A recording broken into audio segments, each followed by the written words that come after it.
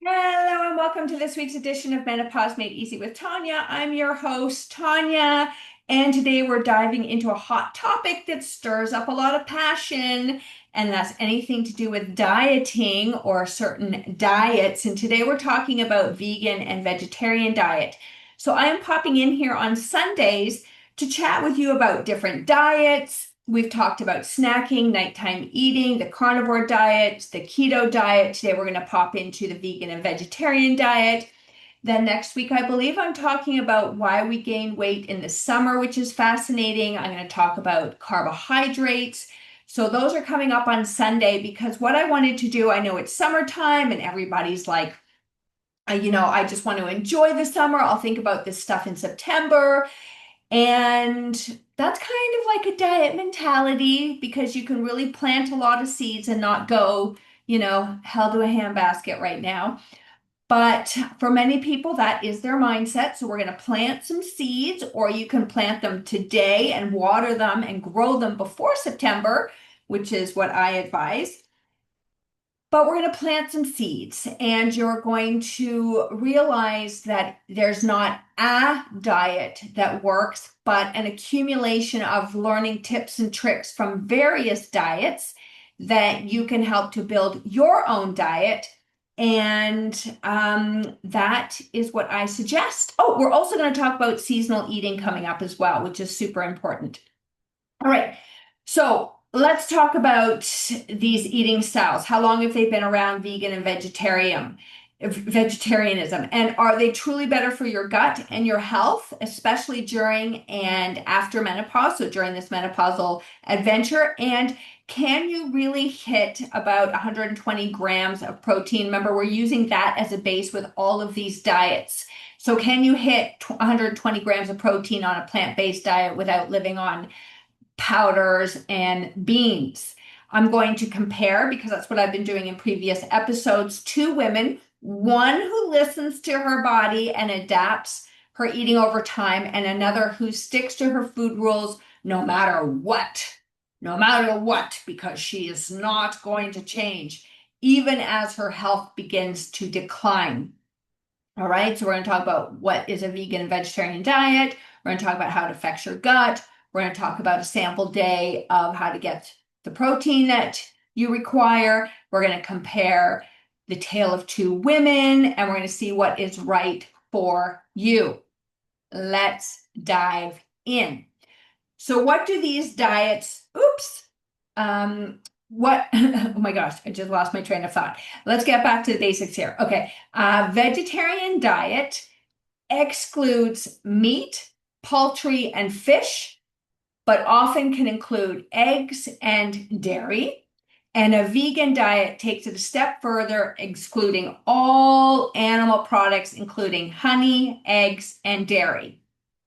All right, so you can kind of just see, do you fall into vegetarian? Do you fall into vegan? Where are you with your eating style? Do you pulse in, pulse out? Now, these diets are not new trends. Okay, vegetarianism dates back over 2,000 years. It was used in ancient India and Greece, and it is tied to spiritual practices and non-violence. And veganism is a formal movement began in about 1944 with the founding of a vegan society, and but people had lived without, animals, eating animals long before then, but they just kind of formalized a society around that. So, what do these diets do for your gut microbiome and overall health, especially during menopause? A diverse plant-based diet. So that's another term that we're hearing in the vernacular here is plant-based diet. Okay, so a diverse plant-based diet, which I'm just going to do a little side swing here. When I was playing with veganism and vegetarianism, because like I said, I was, over the last 20 years, I've just been pulsing in, pulsing out, seeing how different things feel on my body. I went to a vegan vegetarian festival in Toronto, and I was basically appalled. This has to be about 15 years ago. I did not see one fruit or vegetable. It was all products. And I know companies need to sell products, so I'm not saying that. And it's great that there's so much diversity for this eating group, but I just could not get over how many products they were. And I read the labels and they weren't great. There's a lot of soy, there's a lot of seed oils. So again, you be your own N of one. But I was just really taken aback that I did not see a lot of vegetables at the vegan and vegetarian food show. That's the end of my side note. All right. Here's another side note. I have trained a lot of vegetarians and they're eating a lot of carbohydrates, a lot of processed carbohydrates like bagels, lots of breads and pastas. And again, this may not be you. You may be more on the plant end, so don't get offended. I'm not sure where you are on the spectrum, but there are a lot of vegans and vegetarians that are relying on like man-made products and a lot of bread and products. Okay. And then there's the other end that are eating a lot of vegetables and fruits and beans and legumes. So again, I'm not judging anybody. Don't get your knickers in a knot. I'm just here with the facts. So a diverse plant-based diet can feed the good bacteria in your gut, increase fiber, which is great, and lower inflammation. And that's a big deal because in menopause, your gut and hormones are intricately connected. And a happy gut supports estrogen detoxification, better mood, and energy stability. Ding, ding, ding, check, check, check. Awesome. Vegan and vegetarian diets are often rich in antioxidants, polyphenols, and probiotic fibers if you are eating fruits and vegetables and not relying heavily on a lot of the manufactured products and grains. All right? Okay. These compounds in fruits and vegetables, okay, and beans and legumes can support heart health, help regulate cholesterol, and lower blood pressure. And that's great news for women who are now at higher risk of heart disease after estrogen declines. That is a sad state. But remember, when that estrogen declines, our heart, brain, and bones take a little bit of a hit, which is not fun. I've done many episodes on estrogen, so go back and listen to the importance of estrogen. We're going to stick with vegan and vegetarian. But here's a truth bomb, okay? It's not, and this goes back to my point that I was talking about earlier about the ladies I used to train. It's not about cutting out animal fats. It's really about cutting out ultra processed foods, plant-based or not, okay, and focusing on nutrient density. And that's what I saw at this vegan vegetarian show is so much ultra processed food. So much ultra processed food. It was staggering to me. Again, I know companies need to be in business, but I also think buyer beware, nature's goods.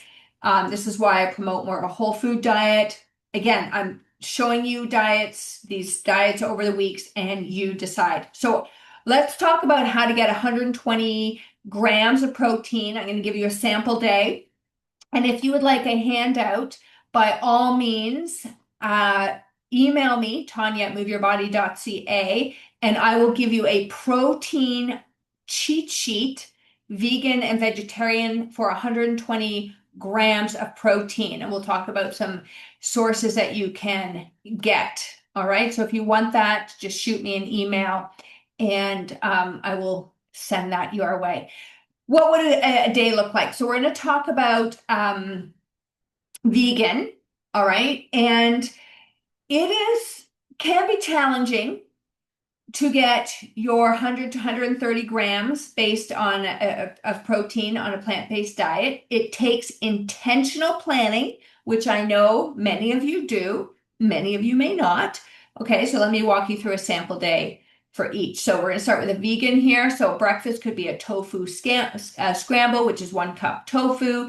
Maybe you do a chickpea flour pancake and some spinach. This is going to give you about 25 grams of protein. For a snack, maybe you have a protein shake, so you put in some plant-based protein. I love my Juice Plus Whole Complete. I have been using that for about 8 years. And so put that in there with some almond butter and some hemp seeds. You've got 30 grams of protein. Yummy, yummy. Maybe throw in some blueberries, something like that. For lunch, you can have a lentil salad with some quinoa, some edamame, some tahini dressing. I love making my own tahini dressing. Remember, if you're going to buy salad dressing, avoid the salad dressing with seed oils, right? So you want to either make your own or find one that does not have seed oils and artificial sweeteners and nasty ingredients that you can't read. And if you have this beautiful lentil salad with quinoa, edamame, and tahini, that's going to run you about 30 grams of protein. And then for dinner, you can have like a tempeh stir fry, some buckwheat noodles, some broccoli. That's going to get you at about 25 grams. And then for dessert, you're going to have some chia seed pudding with some pumpkin seeds, and that gets you about 10 grams of protein. That's a vegan diet. That's hitting your target of about 120 grams. So if you are a vegan, look at that sample day. Are you getting, or do some of those items you're already eating? Can you tweak? What can you do? Now, if you're a vegetarian, 120 grams of protein might look like this. For breakfast, you have some Greek yogurt, plus some hemp hearts, some blueberries, some protein granola. Again, I would suggest making your own granola so that I use coconut oil, I use natural, like local honey, I put in my own nuts. In fact, I just use coconut, oats, and almonds with honey and coconut oil. Cook that, and then I add my nuts in afterwards so that I get, better nuts and that they're not heated and those fragile oils can be destroyed. All right. And then for a snack, you could use some boiled eggs and some cottage cheese, which is going to get you about 25 grams of protein. For lunch, you could have a chickpea wrap. You can make those. You can buy them. Just look at the ingredients. They're super easy to make. There's all sorts of wraps you can make. Put some cheese in there. If you're vegan, that would be, I'm just going to call it fake cheese, but it could be cheese if you're eating a vegetarian. You can put some spinach and avocado in there, and that can be 28 grams of protein. For dinner, you can have some paneer vegetarian curry with some lentils and brown rice or white rice, which is going to run you about 30 grams of protein. And then for the evening, if you're looking for something, you could have a protein hot chocolate with whey or casein or a plant-based protein powder, and that's going to run you about 10 grams of protein, and that's going to get you up to about 120 grams of protein. So again, look at that compared to what you're eating. How do you do? Do you need to add something? Do you need to take something away? You decide. So we're going to talk about the tale of two women, Lisa and Karen. I think I use these two women a lot. But anyway, Lisa is flexible. She began her journey as a vegetarian, then tried veganism, and she felt great at first. Lighter, clearer, more energized, which I totally felt. And I did the raw diet. Oh my gosh, I felt amazing. Okay, but a few years in, or it could be a few months, it could be a few weeks, you listen to your body, but in this case, Lisa, it was a few years. Her joints started aching, her energy dropped, her periods got heavier before menopause. So she experimented. She was open, right? She's flexible. She added in some eggs and then some bone broth and then the occasional piece of fish. She pulsed between vegetarian and animal protein days, and she just dove into how she felt. She tracked her energy, her sleep, her digestion, her mood, not just her food. Remember, food is information for ourselves. And now she's vibrant, strong, intuitive, and she took the flexible approach. Now, Karen, on the other hand, is proud of her vegan identity. And I have known a lot of people in the health field that were vegans. They had a massive following, and then they decided to switch to either carnivore or keto. And wow, they got hate mail because people really get attached to identity. So that may or may not be you. Again, you decide. I'm just here. I'm just planting some seeds for you. All right. So Karen is proud of her identity. She felt amazing for the first year, and then symptoms started to creep in. Her hair started to thin. She was getting poor sleep. She was getting bloated, constant fatigue, but she was committed. No animal products ever. Even her blood work revealed nutrient deficiencies, low B12, low iron, low protein absorption, but she was rigid. Karen was not going to change. She brought in more supplements to supplement her nutritional deficiencies. She added more soy to her diet. She added more processed vegan snacks. And then she basically started blaming aging instead of her diet. Okay, but the truth is her body was asking for change and she wasn't listening. Again, you decide. You are N of one, but if symptoms are starting to come up, maybe it's time to just be curious. So what's right for you? All right, ladies, here's the takeaway. There's no one size fits all diet, especially not in menopause going through this journey. So if a vegan or vegetarian diet works for you, amazing. But don't cling to a label at the cost of your health. Listen to your body, look at your energy, your recovery, your mood, your digestion, and are you thriving or just surviving? And it's okay to evolve. You're not failing if you shift. You're being wise and you're listening. And remember, some of these things that I talked about are also signs and symptoms of going through this menopausal journey. So where are you on your menopausal journey and how can you use food to best support this transition? And if you're experimenting, do it intentionally. Pulse styles of eating, cycle plant-heavy days with animal protein-rich days. And above all, focus on whole, real food and plenty of protein to support your muscle, bones, hormones, and gut. And I am recording this in the summertime, and this is the time. Why wouldn't we be eating a lot of plants right now? Lots of great salads. We have the local farmers market. We have CSAs. You may have your own garden. Like embrace, and we're going to talk more about this in the weeks coming up, but embrace this season of eating. And maybe being a vegan vegetarian is easier in the summer just because of the abundance of produce that we have around us. So this is what I talk about in my Midlife Reboot program, which is going to be opening up September 8th, and early bird registration starts August 15th.